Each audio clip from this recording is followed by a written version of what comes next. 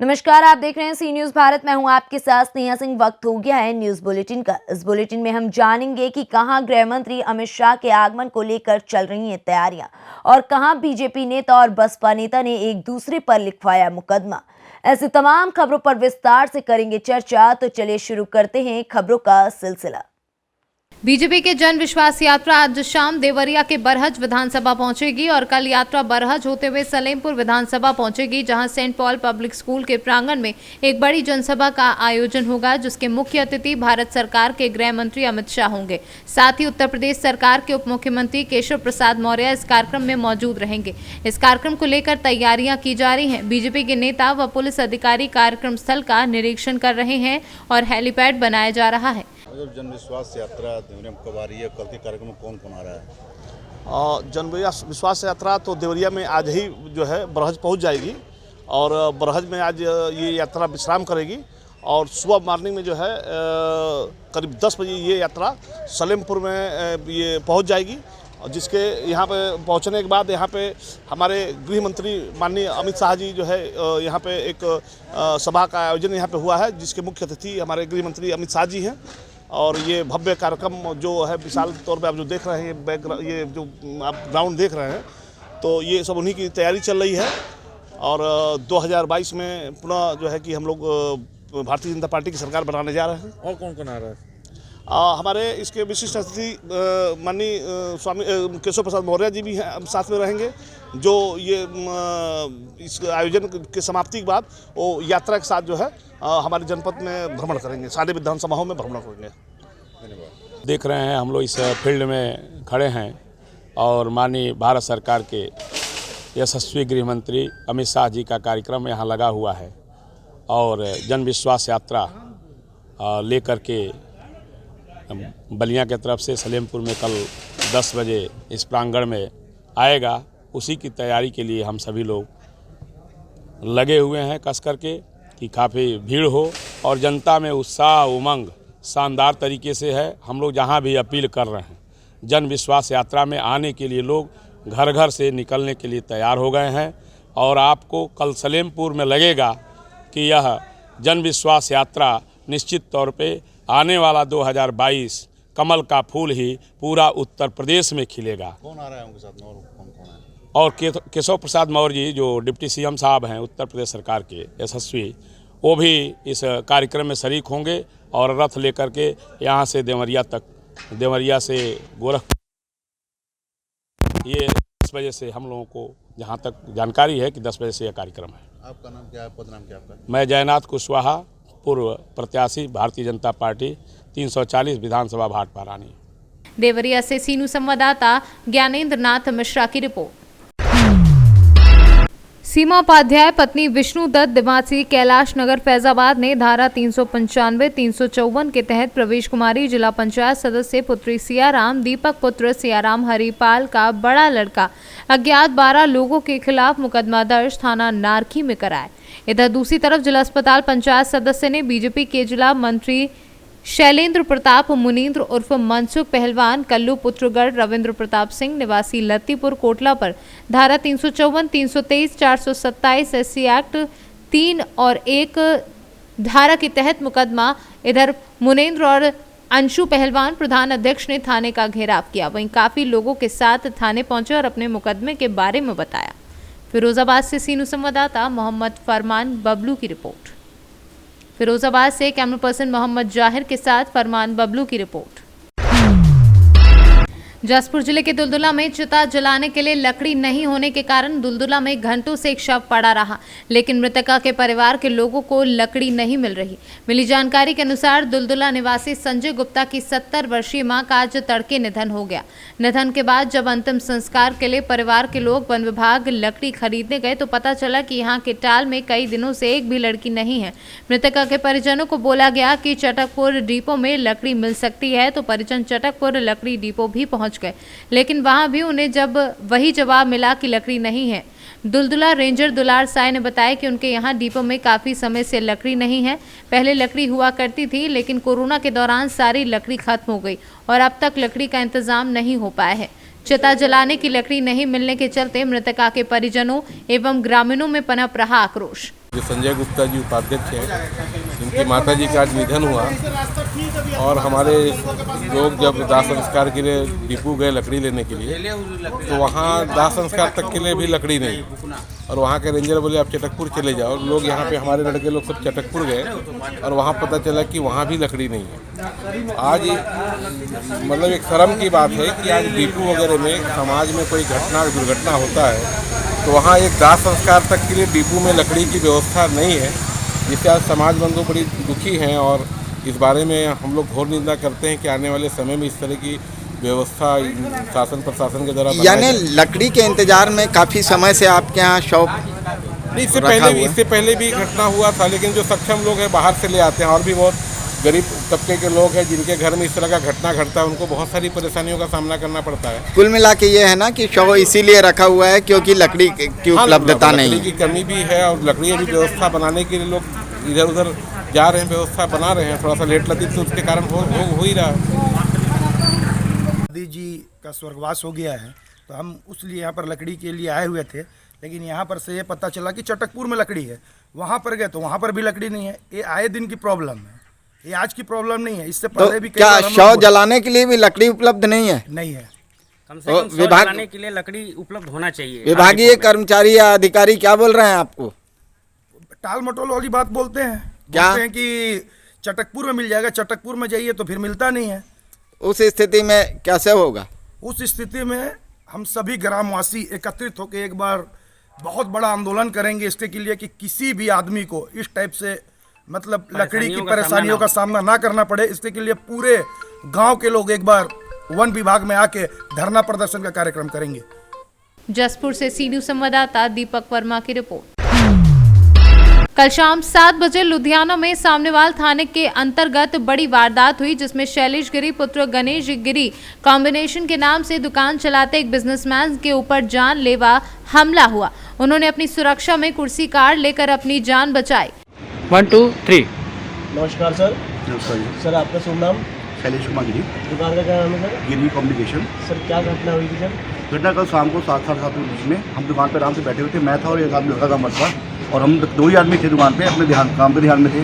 और एक लड़के आए, एक लड़का अंदर घुसा तलवार लेके, जो लेके पहले तो ही सामने शीशे पे दुकान के शीशे मारना शुरू कर दिया। मैं क्या बात हुई बाबू, जब आवाज़ आई तो उसने तब खड़ा हुआ तो देखे तलवार लेके अंदर घुस गया। अंदर लेके उसने सारे काउंटर में मारना शुरू किया। कुछ काउंटर तोड़े। उसके बाद मेरे शरीर पे चोट लगी, मेरे सिर पे चोट लगी, मेरे कान भी कट गया ऊपर से, उसके हाथ लगे चोट लगी हुई है, सब हाथों पे चोट लगा हुआ है। कितने लोग थे सर? अंदर एक लड़का आया था, बाहर 3-4 और लड़के खड़े थे, पर वो देखे मौके पे भीड़ इकट्ठी हुई, फिर वो लोग भाग गए। किस चीज़ से आए थे लोग? वो ये नहीं देखा हमने क्या था, पर बाइक से थे। ठीक है। और क्या क्या लेके आए थे? उनके साथ क्या क्या हथियार? तलवार थी, लंबी बड़ी तलवारें थी जो। ठीक है। तलवार लेके आए थे, वो तलवार दिखाता हूँ आपको मैं, तलवार कैसी थी तलवारें। ठीक है सर। वो एक हमने लड़के से खो लिया है, उसे लेके रखा हुआ है। ठीक है। और ऐसे बात की लगा जैसे हमने जान से मारने के लिए हम बचाव में अपना हाथ भी किए, हाथों में चोट लगा है। ठीक है। बचाव में कान कट गया और सिर पे लगा हुआ है। ठीक है। अगर थोड़ा होता तो हमारे क्या गर्दन में मार सकता था वो। हाँ जी। मतलब एकदम मारने जो रहा था। और ये चीज़ हम उसके हाथ से छीन के रखा हुआ है। कहीं भी लेके भागने में तैयार था, क्योंकि जो लड़का आया था उसका बाप भी आया था, वो छोकरी लेके भाग रहा था। हाँ जी। पर हमने उससे छीन के रखा और क्या उसमें हम बचाव में कुर्सी आ गई थी, तो कुर्सी में कहाँ मार के लिया, चोट लगी हुई है, कुर्सी में लगी हुई चोट। अगर ये जो कुर्सी में तेज लग सकती है, अगर हमारे शरीर में कहीं लगता है, सिर पे लगता है तो क्या होता? तो थाने रात में हम सिविल हॉस्पिटल भी गए हैं, सिविल हॉस्पिटल गए, उसका गंगाबाद चौकी भी गए हैं, हमारी रिपोर्ट देकर खास दे के आए हैं, क्या है कि कहीं हमारी कार्रवाई हो। सुना कि ऐसे हमारे पास वहाँ 3 बच्चे भी हैं, हमारे घर बार है, कल हमको मौके पर कुछ हो जाता हमको। तो क्या अभी तक कोई पहुंचा यहाँ पर पुलिसकर्मी? अभी पुलिस रात में आए, टीचर ले आए थे, मौके पर देख के गए हैं। ठीक है। फोटो खींच के लेके थे। ठीक है। तो ये बताओ, जब उन्होंने प्रवेश किया तो कोई सामान चोरी करने की कोशिश किया? क्या किया? सामान चोरी की, एक मेरा मोबाइल टूट गया और काउंटर तोड़ा उन्होंने, हाथ में खोया गया, कुछ पैसे थे गले में, उसमें कुछ लेन देन हुई है। अभी मैं चेक नहीं किया क्या हुआ उस पैसे में, पर मेरे 20-25 हज़ार रुपये उनका ऐसे उठा ले गए हैं। ठीक है। ठीक है। और बाद में जो गले में सामने तो खोलते लड़का बैठा होता है सामने से, और जो नुकसान जो सामने है, मोबाइल तोड़ दिए हैं, ये सामने मोबाइल है, ये मोबाइल तोड़े हैं। बाकी देखिए अब काउंटर तोड़ा हुआ है, आपने दिखाया, मैंने बताया। तो आपकी दुकान में उस वक्त कौन कौन था? फोन में मैं था और एक लड़का था बस। ठीक है। चोट किसको आई है? चोट ज़्यादा मेरे को आई है। ठीक है। तो आपने फिर बचाव के लिए क्या किया? बचाव के लिए फिर यही से बढ़ा, बाकी बाहर निकल गया तो बाहर लोग इकट्ठे हुए, जब बाहर इकट्ठे हुए, जब इकट्ठे हुए तब लोगों ने इकट्ठा करके भीड़ में इकट्ठा करके छीन के सामान छिला गया, फिर वो भाग गया। ठीक है। ओके। लुधियाना से सीनू संवाददाता आलोक सिंह के साथ राजकुमार दुबे की रिपोर्ट। कुरावली में एसबीआई बैंक के आगे खाली पड़े प्लॉट में शौच करने गए युवक विस्फोट से हुआ गंभीर रूप से घायल। अज्ञात कारणों से हुआ विस्फोट, दुकानदारों और राहगीरों ने घायल युवक को अस्पताल पहुंचाया। डॉक्टर अब्दुल कादिर ने किया घायल का प्राथमिक उपचार। हालात गंभीर देख युवक को किया रेफर। मौके की सूचना मिलते ही आनन फानन में घटनास्थल पर पहुंची पुलिस। डॉक्टर साहब, हॉस्पिटल में अभी ये अजला हालत में एक व्यक्ति आए, क्या मामला था? ये असलम सना शौकीन है, जो कि ये शौच करने गए हुए थे और पीछे जो है कुछ मतलब कि फटने की वजह से जो है जल गया और ये जले हुए अवस्था में अस्पताल में आया था। कितना प्रतिशत जले होंगे ये? लगभग 68% जला था। अब क्या है, अब कहाँ है ये? प्राइमरी ट्रीटमेंट कर दिया गया और उसके बाद इनको रेफर कर दिया गया जिला अस्पताल में। इनकी उम्र क्या होगी? उम्र लगभग 20 साल है। मैनपुरी से सीनू संवाददाता जाजिब उमर की रिपोर्ट। ताजनगरी आगरा के एकलव्य स्पोर्ट्स स्टेडियम में गुरुवार को फतेहपुर सीकरी सांसद क्षेत्र में हुई सांसद खेल स्पर्धा के समापन के मौके पर केंद्रीय खेल मंत्री अनुराग ठाकुर ने मुख्य अतिथि के रूप में भाग लिया। इस दौरान विजेता और उपविजेता खिलाड़ियों को धनराशि के साथ ही मेडल और प्रशस्ति पत्र देकर सम्मानित किया गया। केंद्रीय मंत्री ने कहा कि इस बार से सांसद खेल स्पर्धा की शुरुआत की गई है। हर साल सांसद खेल स्पर्धा सभी संसदीय क्षेत्रों में आयोजित की जाएगी, जिसके माध्यम से ओलंपिक्स में हमारा देश एक नया इतिहास रचेगा। उन्होंने कहा आगरा को बहुत जल्द एक बड़े स्टेडियम का तोहफा मिलेगा। आगरा में भी बड़े बड़े खेलों का आयोजन होगा। अनुराग ठाकुर ने कहा कि सपा राज में दंगे होते थे और भाजपा सरकार में दंगल होता है। देश या देश के बाहर जो भी देश विरोधी गतिविधियों में शामिल होगा उसे किसी भी कीमत पर छोड़ा नहीं जाएगा। आगरा अपने ताजमहल या पेठे के लिए मशहूर था, लेकिन राजकुमार चाहर जी ने खिलाड़ी और खेल के लिए मशहूर किया है। सांसद खेल स्पर्धा अपने आप में एक शानदार आयोजन हमारे लोकप्रिय सांसद और हमारे किसान मोर्चा के राष्ट्रीय अध्यक्ष आदरणीय राजकुमार चाहर जी ने किया है। ये उत्तर प्रदेश में एक ऐसा सफल प्रयोग है कि एक के बाद दूसरे सांसद ने, लगभग सभी सांसदों ने, क्योंकि माननीय बघेल जी भी हम सबके बीच में हैं, इनका बहुत शानदार आयोजन था। युवा खिलाड़ियों को एक प्लेटफॉर्म दिया है अपने टैलेंट, अपनी प्रतिभा को दिखाने का, कुछ कर दिखाने का, नाम कमाने का, खेलों में आगे बढ़ जाने का, राज्य और देश के लिए खेलने का एक जज्बा जगाने का। तो मैं कहना चाहता हूं, ऐसा अगर हर सांसद देश में करना शुरू करे तो हिंदुस्तान में खेलों को लेकर एक नया इकोसिस्टम खड़ा होगा। आगरा से सीनू संवाददाता अनुज उपाध्याय की रिपोर्ट। कौशाम्बी चरवा थाना क्षेत्र के काजू कृष्णा टोली की बाग में 23 दिसंबर को जय गुरुदेव धर्म प्रचारक संस्था मथुरा के राष्ट्रीय अध्यक्ष पूज्य पंकज महाराज की अगुवाई में निकाली 80 दिवसीय 6 प्रांतीय शाकाहार सदाचार जन जागरण यात्रा अपने चौथे पड़ाव काजू की बाग जिला कौशाम्बी पहुंची, जहां पर उपस्थित सत्संगी धर्म प्रेमी भाई बहनों ने यात्रा का जोरदार स्वागत किया। कौशाम्बी से सीनू संवाददाता सगीर अहमद की रिपोर्ट। अटल बिहारी वाजपेयी जी की जयंती के पूर्व संध्या के अवसर पर तृतीय राष्ट्रीय अटल सम्मेलन समारोह सह सांस्कृतिक कार्यक्रम कल शाम 4 बजे श्री कृष्ण मेमोरियल हॉल पटना में आयोजित किया जा रहा है। इस समारोह में देश के विभिन्न क्षेत्रों में अच्छे काम करने और देश का नाम रोशन करने वाले का इस समारोह में सम्मानित किया जाएगा, जिसमें कई जानी मानी हस्तियां शामिल हैं, जिसमें 15 लोगों की सूची तैयार की गई है। श्री कृष्ण मेमोरियल हॉल में 4 बजे से हम लोग राष्ट्रीय अटल सम्मान समारोह का आयोजन किया गया है। उसमें सभी मित्रों को सादर आमंत्रित करते हुए ये कहना चाहते हैं कि ये कार्यक्रम राष्ट्रीय अटल सम्मान समारोह जो है ये तीसरा बार हो रहा है और इस बार ये भव्य आयोजन किया गया है अपने कृष्ण मेमोरियल हॉल में।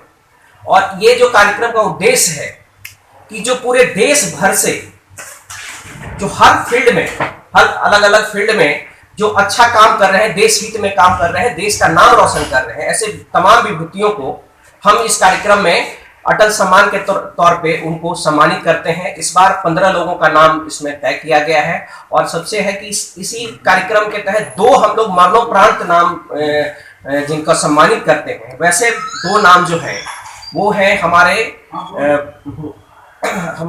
जो सुशांत सिंह राजपूत जो हमारे बीच नहीं रहे, और आप देखे होंगे कि हम लोगों ने लगातार एक अभियान चला रखा था सुशांत सिंह राजपूत के प्रति। तो एक नाम सुशांत सिंह राजपूत जी का है और दूसरा नाम डॉक्टर शांति जैन जी का है। शांति जैन जी बिहार के आप सब वाकिफ हैं, बिहार गान में उनका लिखा हुआ है।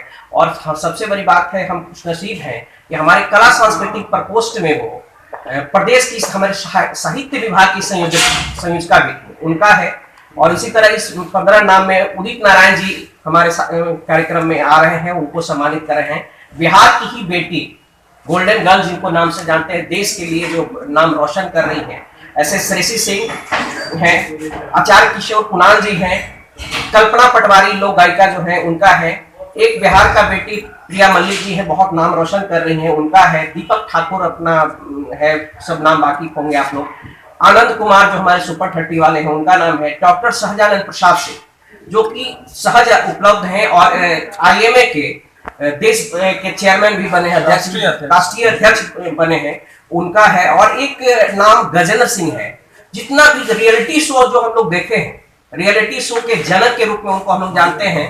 अब अंतराक्षरी से लेकर सूर संग्राम और सारेगामापा ऐसे तमाम अभी भी कार्यक्रम सब चल रहा है, वो सब उन्हीं का देन है, उन्हीं के स्टार्ट किया हुआ है कि बहुत सारे कलाकार आज जो काम कर रहे हैं, एक मुकाम हासिल है, उसमें कहीं ना कहीं उनका एक अहम रोल है। तो हम गर्वान्वित हो रहे हैं ऐसे लोगों को सम्मानित करके। ऐसे गजेंद्र सिंह जी भी हमारे साथ में हैं। दुलारी देवी, पद्मश्री दुलारी देवी चित्रकला के। पटना से सीनू संवाददाता गोपाल प्रसाद सिन्हा की रिपोर्ट। भरतपुर जेल में विचाराधीन HIV पॉजिटिव कैदी खा गया जेल में मुख्य प्रहरी केदार का अंगूठा। घटना के बाद जेल प्रशासन में हड़कंप मच गया है। जेल IG ने घटना पर जानकारी के लेकर प्रहरी की मेडिकल जांच कराने के निर्देश दिए हैं। दिन में 11 से 3 जब जेल बंद थी, छेड़छाड़ के केस में बंदी पिंटू शशिकांत ने बाहर निकलने के बैरिक से बाहर निकलने के लिए ड्यूटी प्रहरी के साथ गाली गलौज की। फिर श्री केदार जी हेड वार्डर द्वारा समझाइश की गई तो अचानक झपट्टा मार के उनके अंगुली को चोट करके खून निकाल दिए। उस बंदी के विरुद्ध राजकार्य में बाधा का मुकदमा दर्ज करवाया गया है। भरतपुर से सीनू संवाददाता अमित यादव की रिपोर्ट। बदायूं जिले के सहसवान तहसील क्षेत्र के गांव रुकुंदी नगर निवासी किसान नरेंद्र ने थाना पुलिस व SDM के यहां शिकायती पत्र देकर शिकायत करते हुए बताया कि गांव के ही एक दबंग व्यक्ति द्वारा उनकी खेत में खड़ी सरसों की फसल जोत दी गई, लेकिन शिकायत के बावजूद अब तक कोई कार्यवाही नहीं हुई। ऐसे में पीड़ित ने जिलाधिकारी के यहाँ शिकायती पत्र देकर कार्यवाही की मांग की है। क्या नाम है आपका? नरेंद्र पाल। क्या समस्या है? ये हमारा लेटा जोड़ती है गाँव के एक व्यक्ति ने। अच्छा, पुलिस से आपने कोई शिकायत की? पुलिस से शिकायत करी, हमारी सुनवाई नहीं हुई है। 13 तारीख को लेटा पलट हुआ। अच्छा, पिछले सोमवार को। अच्छा, फिर कल हम SDM के पास गए, अभी तक कोई सूचना नहीं मिली है। अच्छा, अच्छा, SDM साहब ने शिकायत करके आए? हाँ, शिकायत करी जाके। बदायूं से सीनू संवाददाता मोहम्मद शादान की रिपोर्ट। खबर बगाहा से है, जहां धनाहा थाना क्षेत्र के बासी धनाहा मुख्य सड़क के डीही भापसा पुल के समीप अज्ञात अपराधियों ने दिन दहाड़े गोली मारकर एक युवक की बेरहमी से हत्या कर दी। वहीं अपराधियों के खिलाफ जांच पड़ताल की जा रही है ताकि जल्द से जल्द अपराधियों को पकड़कर उनके खिलाफ कानूनी कार्यवाही की जा सके। बिहार से सीनू संवाददाता समीउल्लाह काशमी की रिपोर्ट। जौनपुर में कोर्ट के आदेश पर किराए की दुकान को पुलिस द्वारा भारी पुलिस बल के साथ खाली कराया गया। किराएदार के परिवार ने जमकर हंगामा किया। वहीं सड़कों पर किराएदार के परिवार अपनी कागजात को अधिकारियों को दिखाया और गुहार लगाई। जौनपुर से सीनू संवाददाता दिवाकर मिश्रा के साथ दीपक सिंह की रिपोर्ट। पूर्व प्रधानमंत्री स्वर्गीय चौधरी चरण सिंह की जयंती को किसान दिवस के रूप में पूरे देश में मनाया जा रहा है। वहीं सहारनपुर में भी राष्ट्रीय लोकदल के कार्यकर्ताओं द्वारा रेलवे रोड स्थित होटल पंजाब में स्वर्गीय चौधरी चरण सिंह की जयंती मनाई गई, जिसमें स्वर्गीय चौधरी चरण सिंह की प्रतिमा पर पुष्प अर्पित कर उनको श्रद्धांजलि दी गई और विचार गोष्ठी का आयोजन किया गया।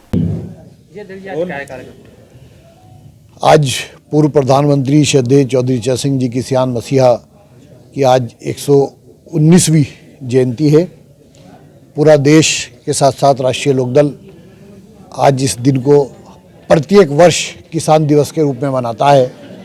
राष्ट्रीय लोकदल जनपद सहारनपुर भी आज 119वीं जयंती चौधरी साहब की मना रहा है।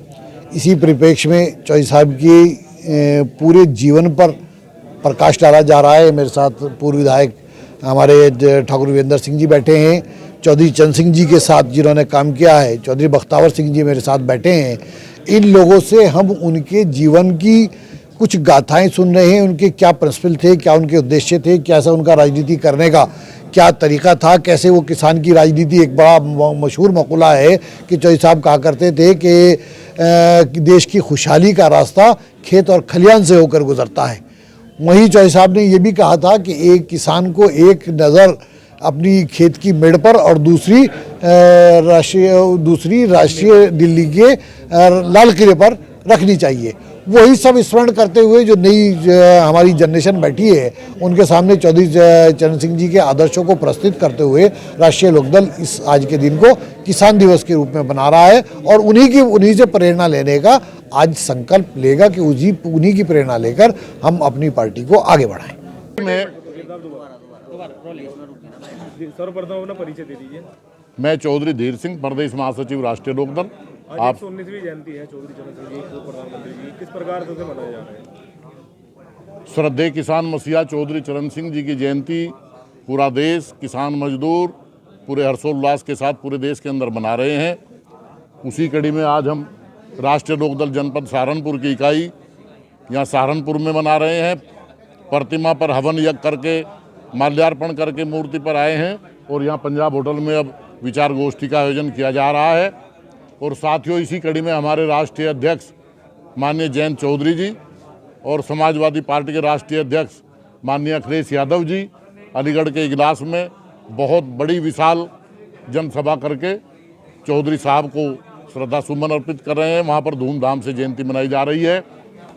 साथियों, जब राजनीति बड़े घरानों के अंदर कैद होकर के रह गई थी, उस जमाने में चौधरी चरण सिंह जी ने गांव गरीब देहात के लोगों को राजनीति से जोड़ने का काम किया और जिनकी आवाज़ कोई नहीं उठाता था, उसकी आवाज़ को उठाने का काम विधानसभा और पार्लियामेंट के अंदर करने का काम किया।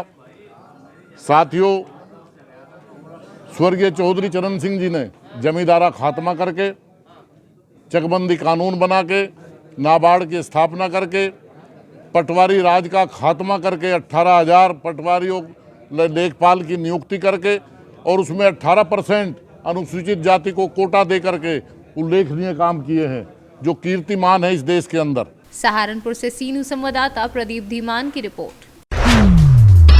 सहारनपुर के थाना बिहारीगढ़ क्षेत्र में पुलिस चेकिंग के दौरान मुठभेड़ में 3 शातिर पशु चोरों को गिरफ्तार कर लिया गया है, जिनके कब्जे से डोडा पोस्ट पिकअप गाड़ी व अवैध असलाह कारतूस बरामद किया गया है।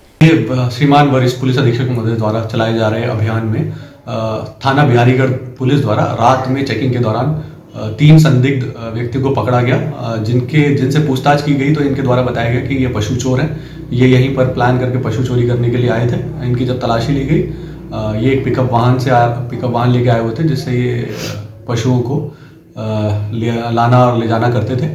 इसके अलावा इनके पास से 2 तमंचे मिले हैं और कुछ इनके पास से डोडा पोस्ट मिला है। इन सभी मामलों के संबंध में अभियोग पंजीकृत कराकर इनको जेल भेजा जा रहा है। इनके गृह जनपद से जब इनकी जानकारी की गई तो इनके ऊपर करीब दर्जन मुकदमे दर्ज हैं, गौकशी, चोरी और गैंगस्टर एक्ट के। ये लोग काफ़ी शातिर बदमाश हैं और ये बिहारीगढ़ द्वारा जो है एक सराहनीय इसमें रात्रि चेकिंग में कार्य किया गया है। इसमें आगे जो है इनको जेल भेजकर विधिक कार्रवाई करवाई जा रही है। सहारनपुर से सीनू संवाददाता प्रदीप धीमान की रिपोर्ट।